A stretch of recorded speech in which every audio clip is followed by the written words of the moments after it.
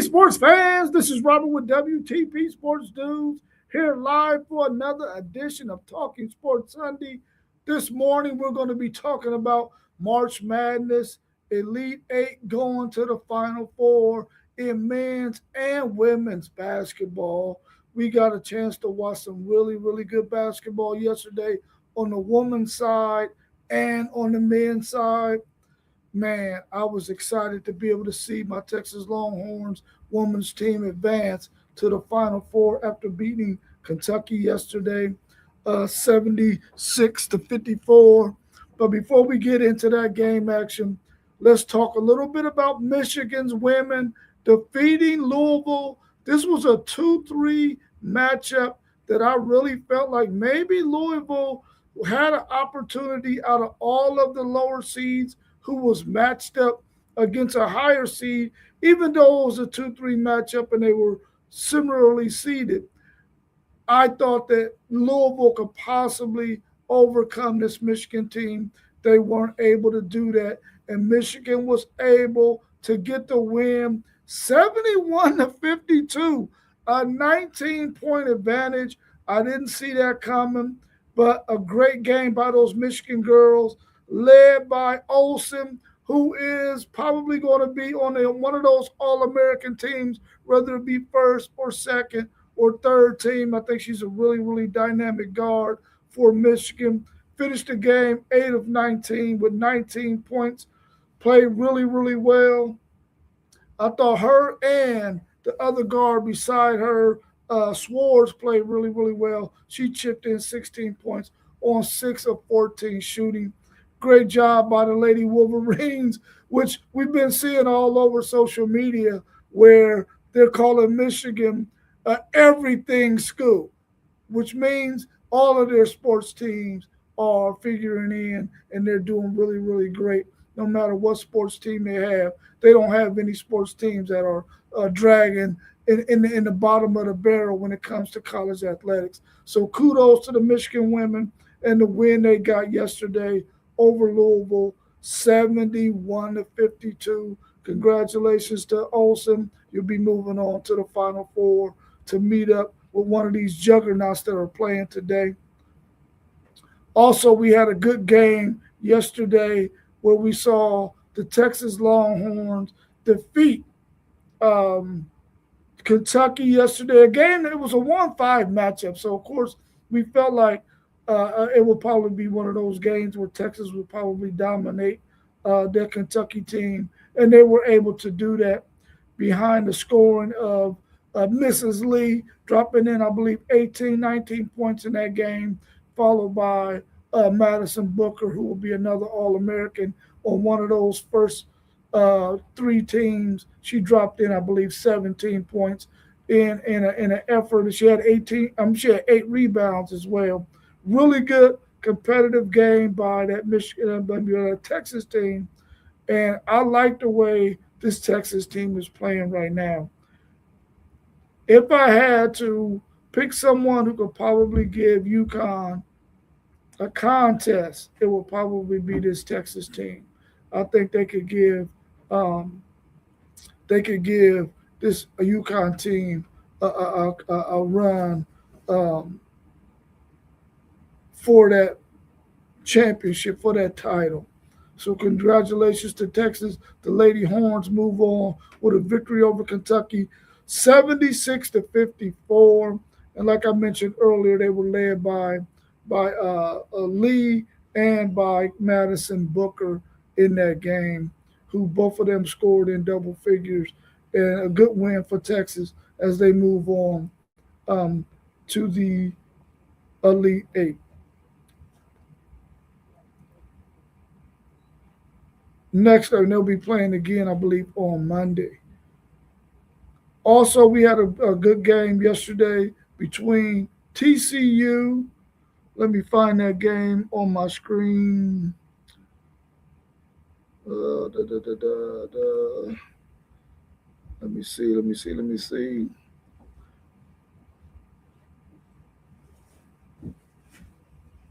Oh, man.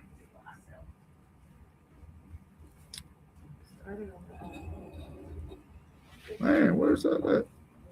Oh, there you go. TCU over Virginia. Of course, we really thought that this win over Virginia was going to be pretty easy for TCU. That was a 3 seed versus a 10 seed, and we felt like maybe Virginia wouldn't have enough to compete with that TCU team, and that TCU team prevailed 79-69 over Virginia, led by the scoring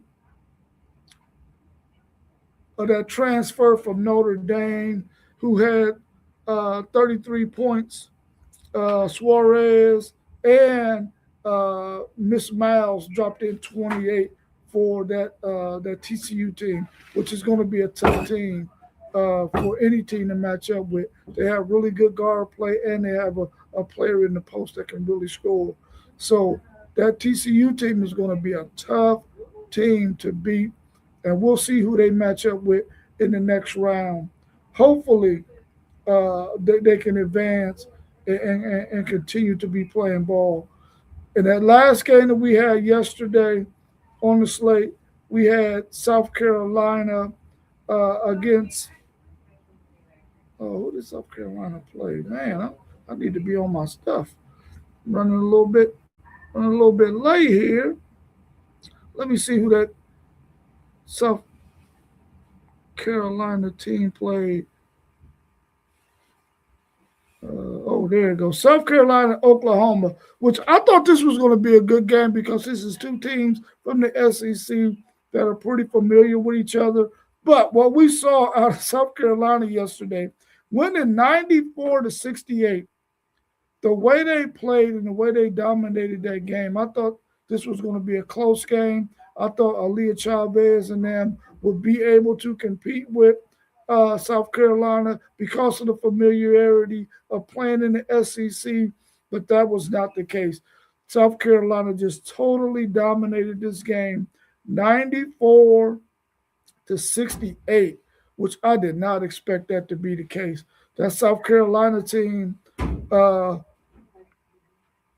me see here. That South Carolina team was led by some balanced scoring.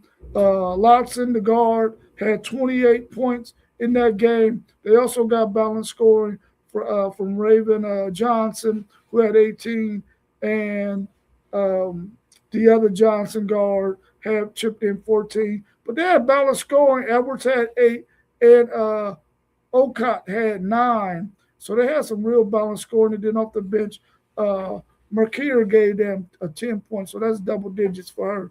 So that South Carolina team is going to be a tough team to have to beat as well. I think that anytime you have women playing at this high of a level, kudos to them. The NBA, the WNBA, that is going to be adding some more teams to their league, which means some of these players that are coming out this year are going to find them some homes where they can be the star and not have to necessarily play behind some women who have already been there for a while, which I think that is awesome for the women's game. I kind of wish we didn't have to. We could just be talking basketball and not have to say the men's game and a woman's game.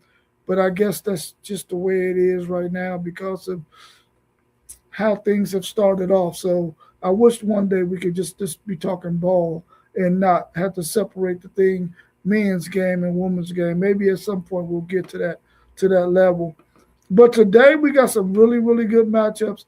We got UConn, who we feel like is probably the best team. At least I feel like is the best team in college basketball on the women's side. And they are going to face off against Notre Dame, who I feel has the best player in college football, 5'6", Hannah Hidalgo, who we've seen what she's been doing all season long. I mean, she's a walking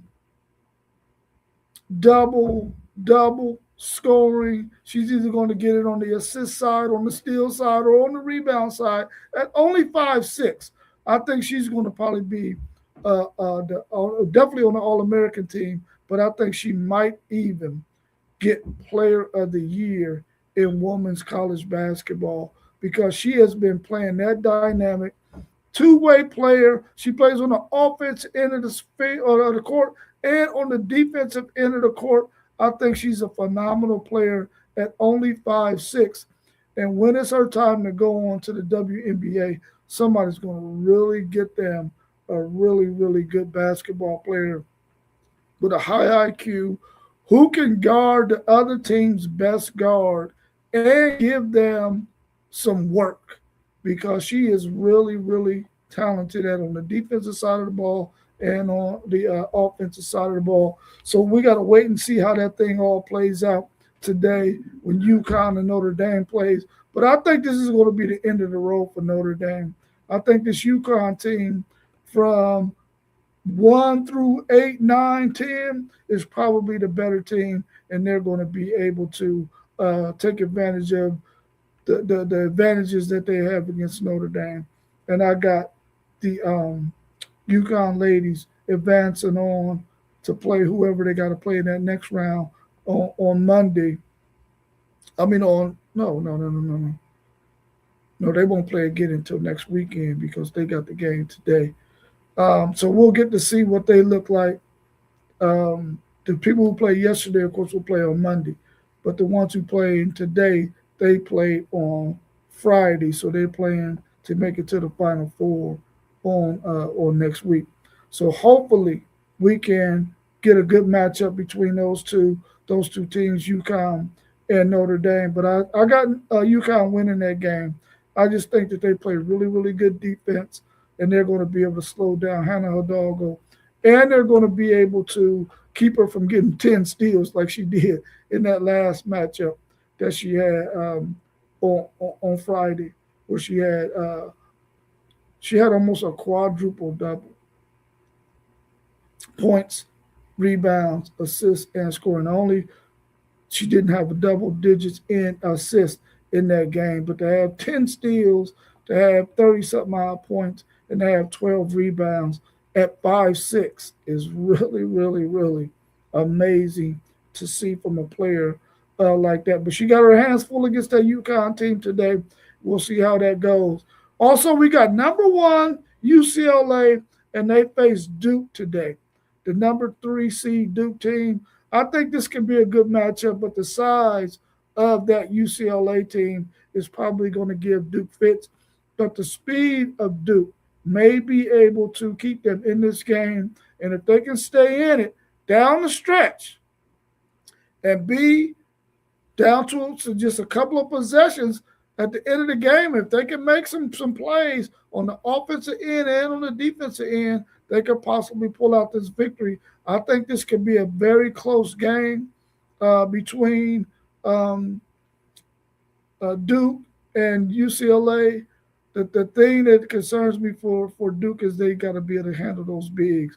The bigs for UCLA is going to be tough for them. It's going to be really, really tough for them. So we'll have TCU facing off against South Carolina. We'll also have Michigan facing off against Texas, and then we'll be waiting to see what those other 4 teams will be to make it to the Elite Eight on the women's side. So today we will have, of course, Duke, UCLA, UConn, and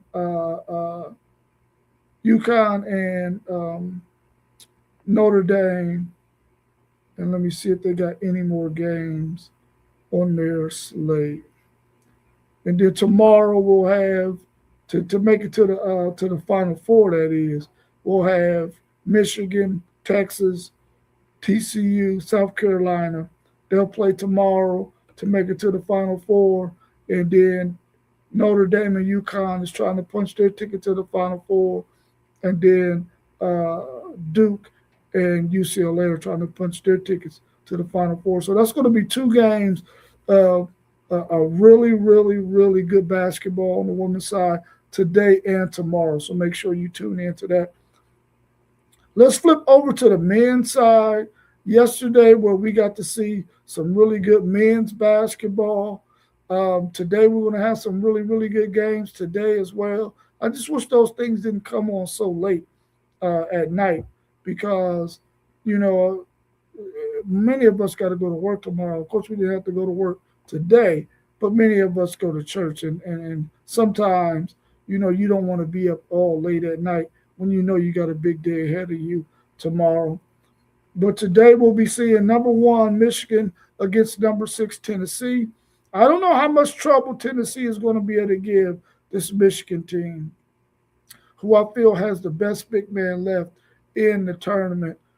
He's been able to do some amazing things.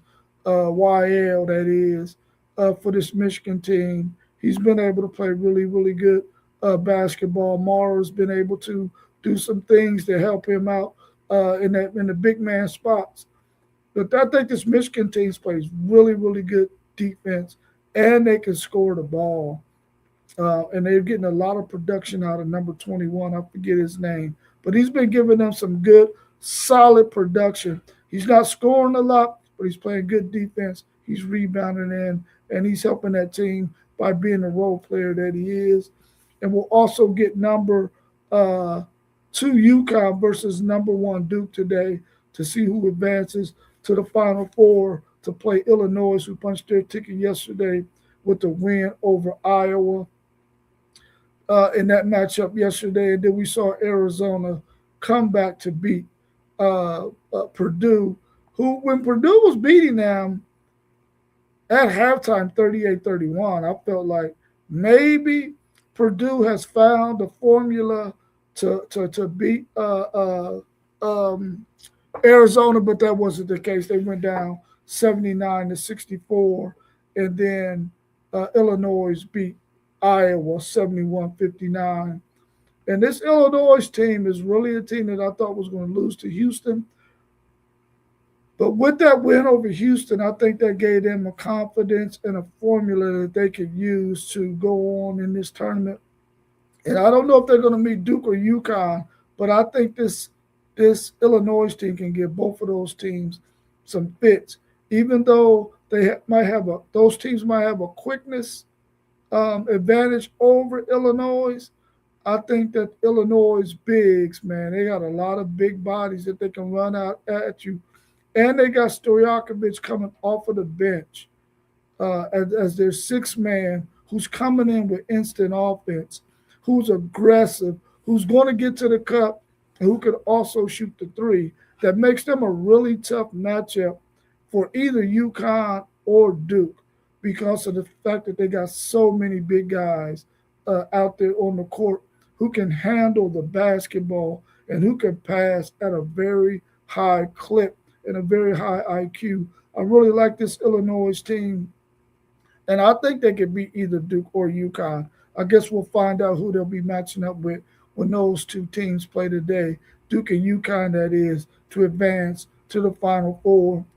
And like we said in that other matchup, Purdue was leading at halftime 38-31, and I thought my man T1 was on to something because he picked Purdue to win this game. It might have been because he's a Big Ten guy, but he thought that there are some things that Purdue could do to slow down this Arizona team and win this game. And like I said, they were winning at half 38-31. But Arizona, who I feel is the most balanced team in this tournament, was able to turn it on in the second half relatively quickly and was able to exhaust that 7-point lead that Purdue had and then go ahead and take a nice double-digit lead over them. And it didn't take them a long time to make that happen. And then they went on to win 79-64 with a 15-point victory. And when you look at that 15-7, you got a 22-point swing right there. And it's like, you just like, what happened? How did Purdue allow Arizona to go on such a run? But Arizona is so balanced. They got so many phenomenal players that it's kind of hard to keep that team from scoring because they can score from so many different positions in so many different ways. It's kind of hard to stop a team who have 5 players on the court and you got to worry about all 5 of them scoring on you. So Arizona advances, and they'll be waiting on the winner of Michigan and and Tennessee. I really feel like Michigan and Arizona are the best two teams in this tournament. I felt like they were the best two teams going into the tournament.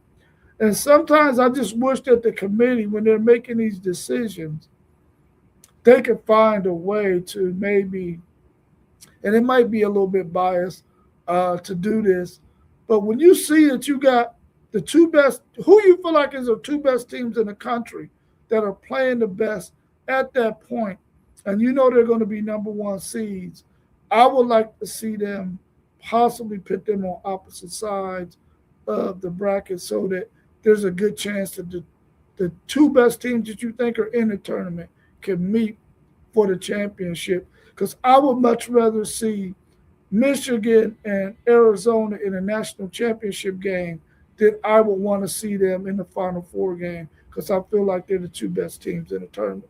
Right now, we're probably going to be facing Illinois either with Duke or UConn, which I don't think either one of any of those three teams can match up with a Michigan or with an Arizona.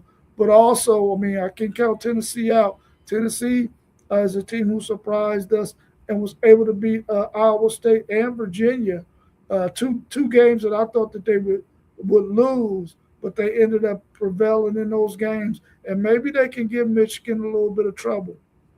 I don't think so. I think Michigan's going to advance today to go on to play against um, Arizona in the Final Four. But on the other side, I don't know if Duke is going to be able to beat this UConn team. I think this UConn team is really playing. They've overcome quite a bit of adversity going towards the end of the season. They had some things that they had to overcome. They're overcoming those things and they're playing really good basketball right now. They jumped out on Michigan State in that last game and was able to go ahead and coast on to a win in that game. And I think Duke is a team that if Cameron Boozer is not balling out and not leading that team, if he gets into foul trouble or they decide to take him away and force other guys on Duke to win. Now we got a good game from Evans last time. I think that's going to be UConn's key to winning against Duke if they can get Cameron Boozer in foul trouble or if they're able to take him away as one of their main options to see if somebody else can beat them. Duke has a really, really talented team, and I'm sure they could do that if they take Boozer away. But I know they're going to have a game plan for him, and hopefully it works out. Because we saw in that last game where Duke was able to have really a two game between Evans and Boozer, and they both came up big in that game when Boozer hadn't had a whole lot of productivity in the first half, but in the second half, he really balled out. And him and Evans put that team on their back and willed them to that win uh, in that last game. So hopefully we'll get some really good games today. I know as fans of those teams, those fans want to probably see their team win comfortably. But I always think there's always something to be said about a real gritty, you gotta grind it out kind of game. I think it just builds a whole lot of character going into the next game, especially if it's going to be a close matchup. Because the further you go along, the better the competition is going to be, or should be anyway. So we'll see how that thing goes. I want to thank everybody out there who is tuning in. Make sure that you subscribe to all those channels that you see scrolling across the bottom. We want to give a shout out to one of our sponsors, KT's Good Eats LLC. They have a really, really phenomenal food truck that they have over there at 440 Lockbourne. Go over there and check them out. They're gonna be doing some maintenance for the next couple of weeks, for at least another week, and then they'll be right back out there on the weekends. And also go check out their sister at Social Nutrition, where you can get a really, really nice, nutritious shake and also energy teas. right there at Social Nutrition at 1336 South Hamilton Road, right there in that small plaza where you got to go down off of Hamilton Road, right there where you see you got the African spot, the store there, and you got the Mexican store to your right. She's right there in the middle. Please go check them out.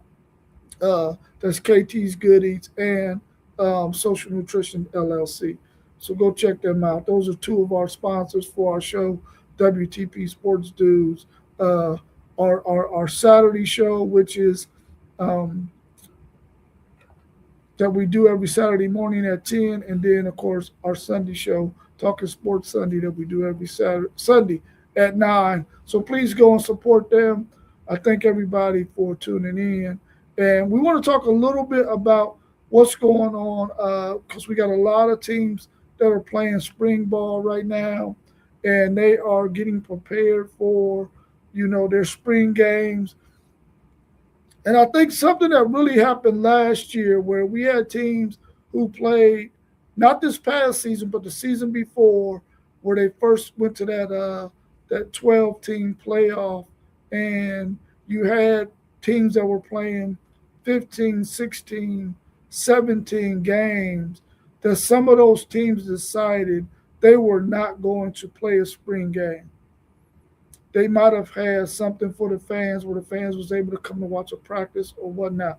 But I think there was such an uproar about that, especially from fan bases, that they decided, listen, we cannot afford to take this away from our fans.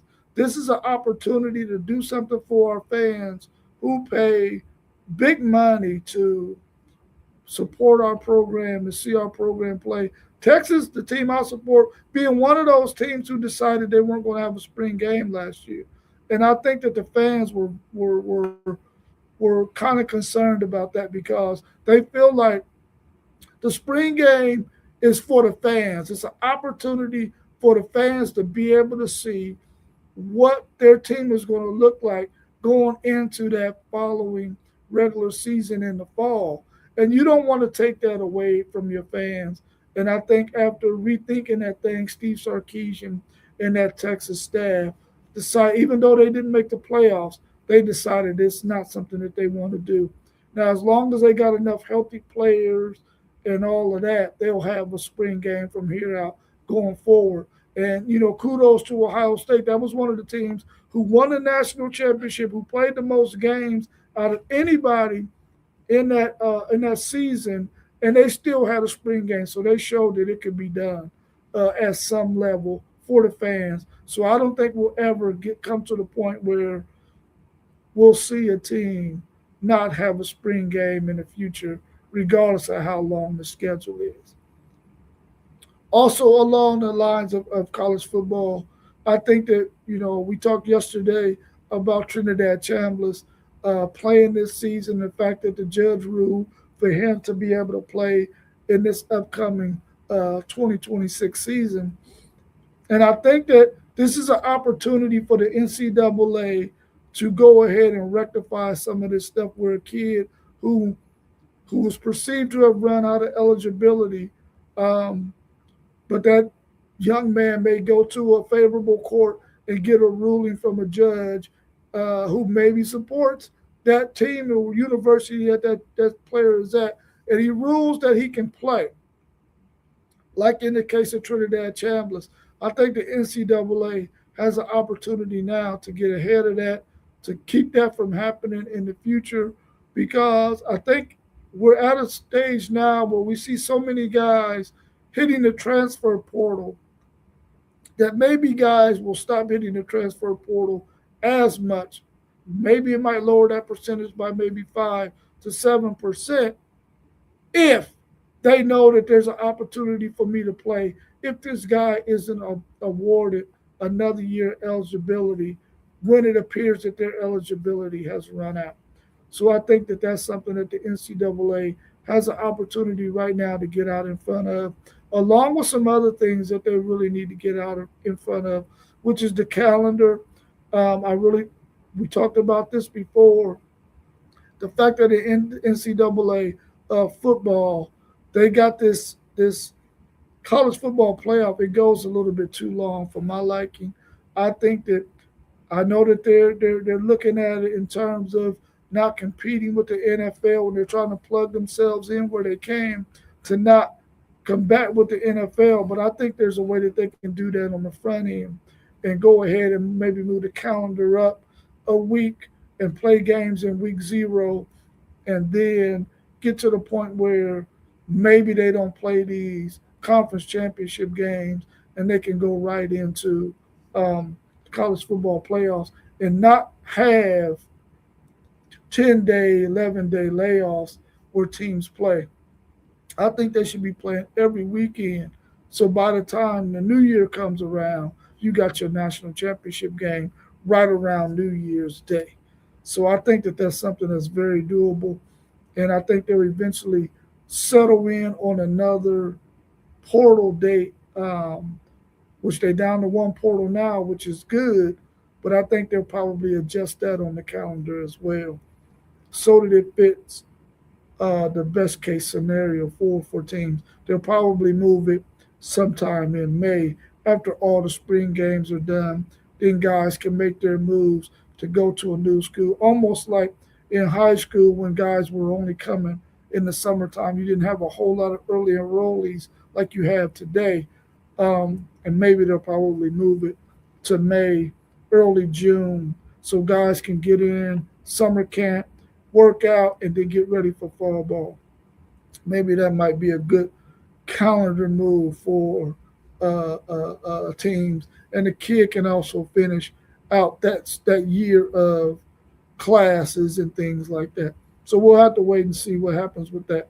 Let's talk a little bit about college basketball again, because and on the women's side and on the men's side, because the reality is many of those team seasons are over, and the portal window was opening up on April the 7th, which means there are guys on teams, and I'll take Texas for instance. Texas got two players on their team that they have some decisions to make. Dylan Swain being one. Is he going to test the market or is he going to go to the NBA? And Montas, the big man for Texas, who Texas really loves. He really loves Texas. We know that he's not going pro, but is he going to test the market? And what does Texas need to do to make sure they sign him? And then you got some other players on the team that we know are going to graduate and go on. But you have those other players on your team who may not be satisfied with their role on the team, and they decide they're going to go. And once that window opens up on April 7th, you have to really be active in how you're going to fill your roster.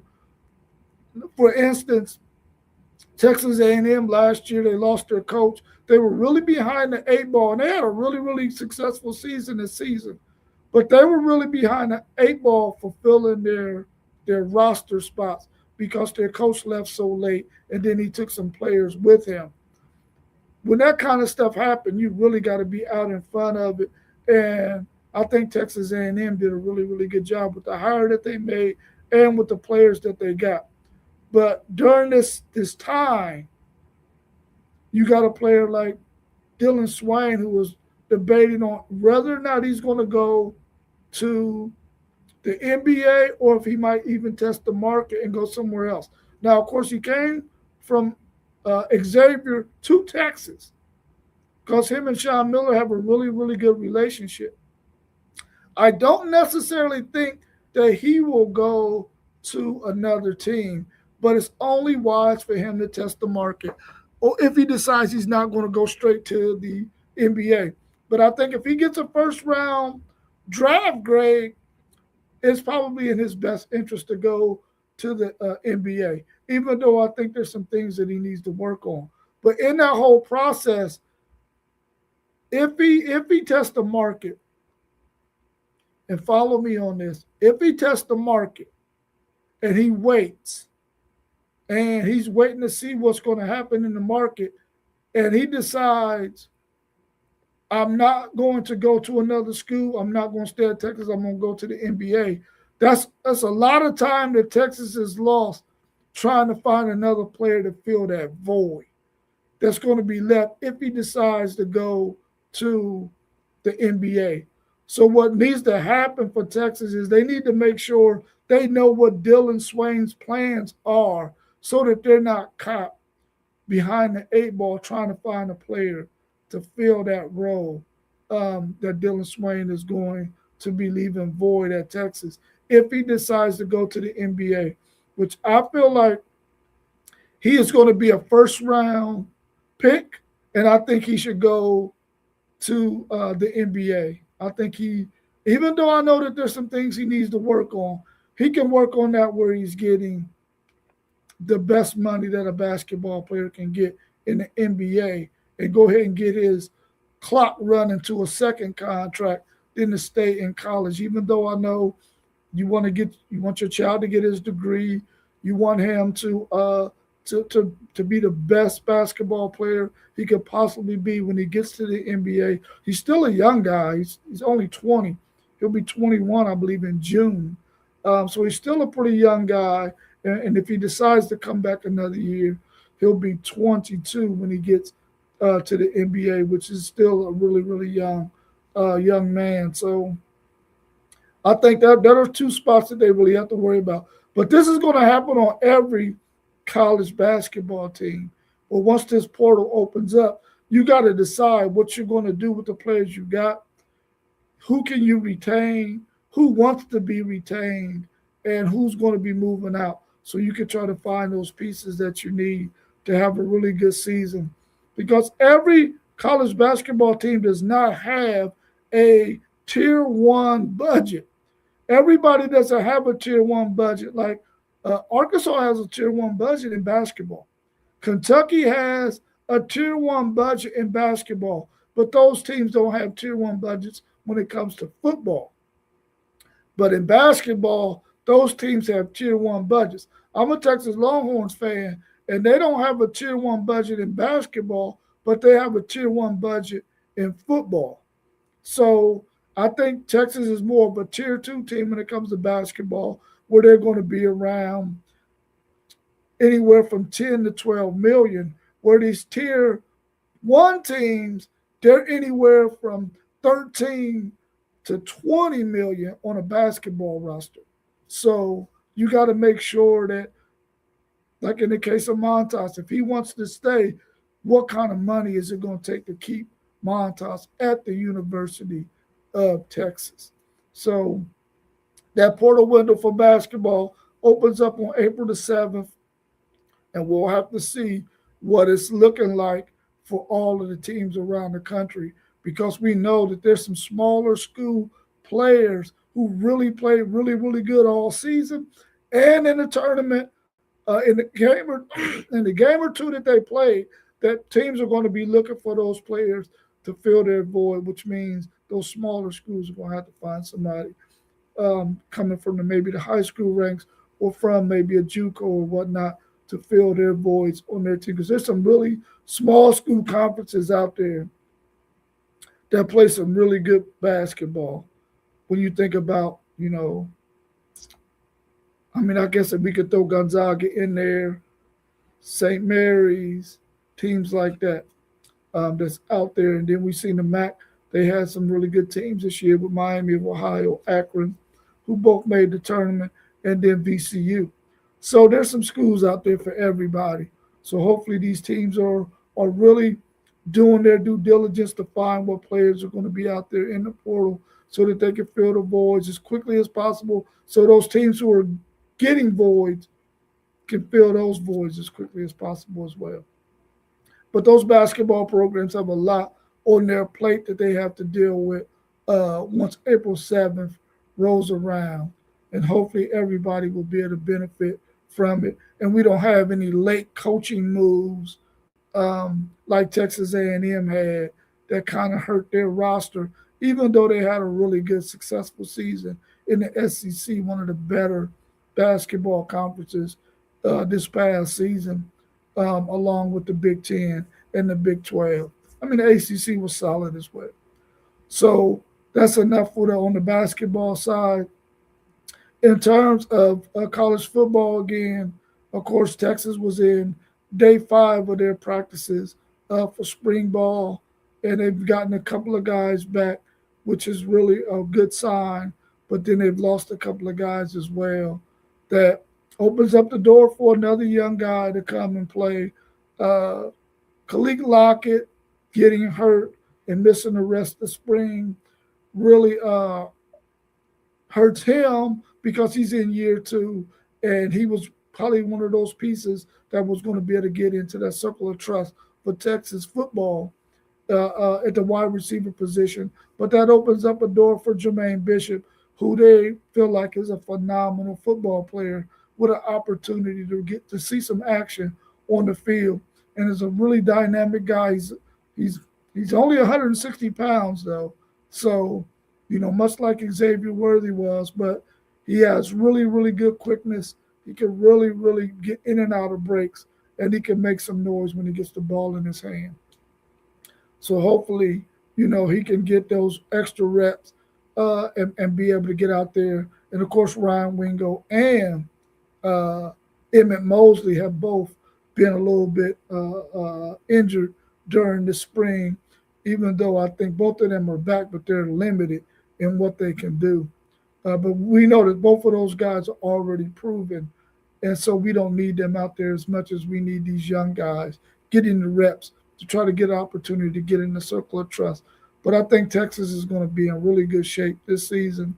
They did really well in the portal, and they did really good retaining some of their players to come back for another season at Texas, and they're destined to make a run to the college football playoffs, which adding a 9-game schedule to the SEC is going to be a little bit more difficult to do, but it also gives them a favorable opportunity to get into college football playoffs if they have somebody who has 3 losses.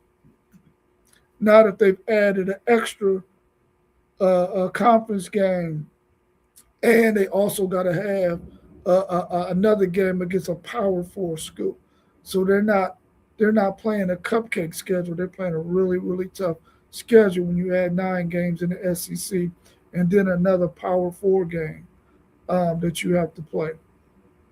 So that's going to be exciting to see this next college football season. I wish we had some questions in the chat that I could answer or entertain for you, but we don't have any questions in the chat. We're right at maybe 42 minutes, so I'm going to go ahead and wrap this talk up.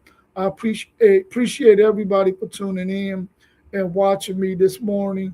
The rest of the crew, they all had things on their agenda today, and they weren't able to make it. So I had to fly solo today, which is cool. You always want to have an opportunity to get on the show by yourself and sort of try to improve your skills.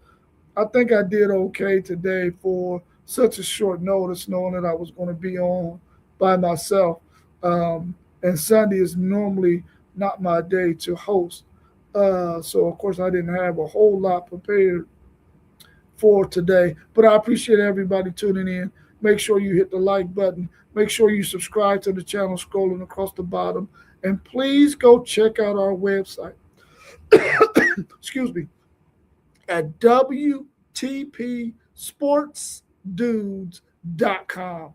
Go check it out. We would love to get your thoughts and your opinions on some of the questions we have in the news and blog section. And just tell us what you think about the website as a whole, where we can improve, and what you would like to see on there as it relates to the sports things that we got on there. Because we're willing to cover any sport that there is. And if we can plug in the sport that you like, we're willing to do that. So go check us out at WTPSportsDudes.com. Subscribe to all the channels scrolling across the bottom.